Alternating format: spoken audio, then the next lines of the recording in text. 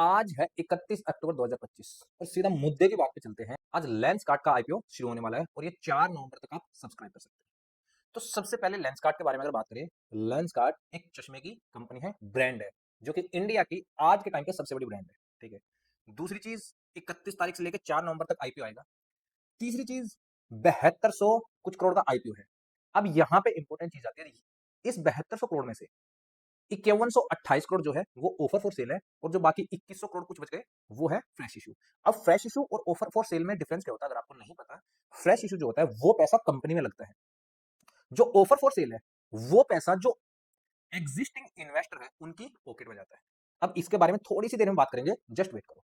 इसके फंडामेंटल्स देखिए, पहले 3788 करोड़ था, उसमें इसका लॉस था।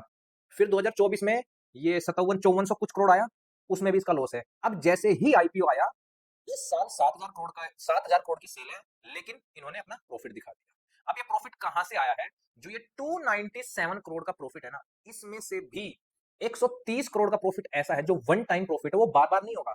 एक तो होता है बिजनेस कर रहे हो, बिजनेस से प्रॉफिट होता है। 130 करोड़ रुपए ऐसे हैं जो बिजनेस का प्रॉफिट नहीं है, वो होता है जैसे आपने मशीनरी बेच दी, उससे प्रॉफिट आता है। अब इसकी स्ट्रेंथ की बात करते हैं। देखो, इंडिया का सबसे बड़ा ये आईवीआर प्लेयर है, इसमें कोई दो राय नहीं है। ठीक है।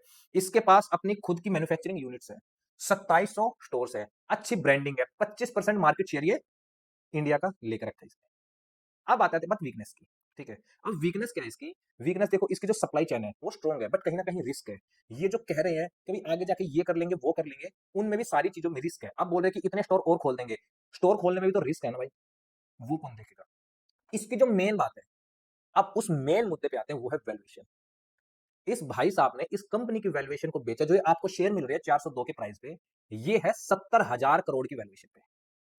छोटी सी एक कहानी है, अभी कुछ दिन पहले, 3 महीने पहले, ये पीयूष बंसल जी प्रमोटर नहीं थे कंपनी के, क्योंकि इनके पास कुल 5% हिस्सेदारी थी कंपनी की और प्रमोटर के पास कम से कम 10% होनी चाहिए।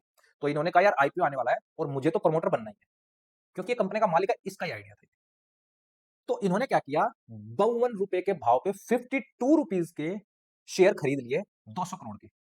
और जो 200 करोड़ रुपए थे वो कहां से आए? वो इन्होंने लोन लिया कहीं से, लोन लेके 200 करोड़ के शेयर खरीदे 52 के भाव पे। ठीक है, जो कि लगा लो आप 4 करोड़ समथिंग शेयर आते हैं। अब जो ये शेयर बेच रहा है 3 महीने के बाद आईपीओ में, आईपीओ में शेयर कौन खरीदेगा?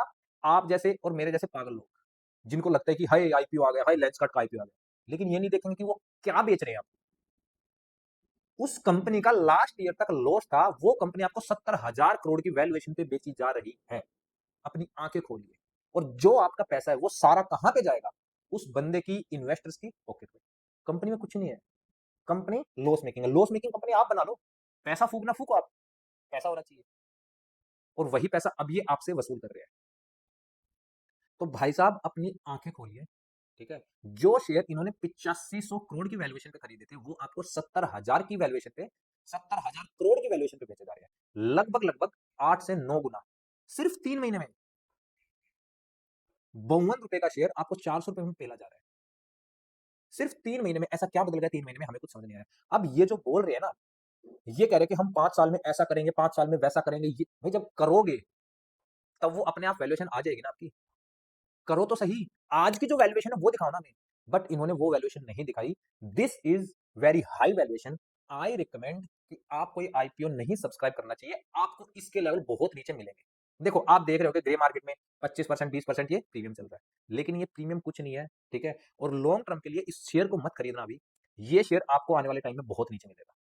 इवन मैं कह रहा हूं कि आधे प्राइस पे भी आ सकता है ये अगले 1 से 1.5 साल में, क्योंकि शेयर मार्केट है ना, सबको उसकी औकात दिखा देती है। नायका, पेटीएम, जोमेटो सब शेयर हाई वैल्यूएशन पे आए थे, उन्होंने पहले उनकी औकात दिखाई, नीचे लागे, अब वो आराम आराम से ऊपर जा रहे हैं।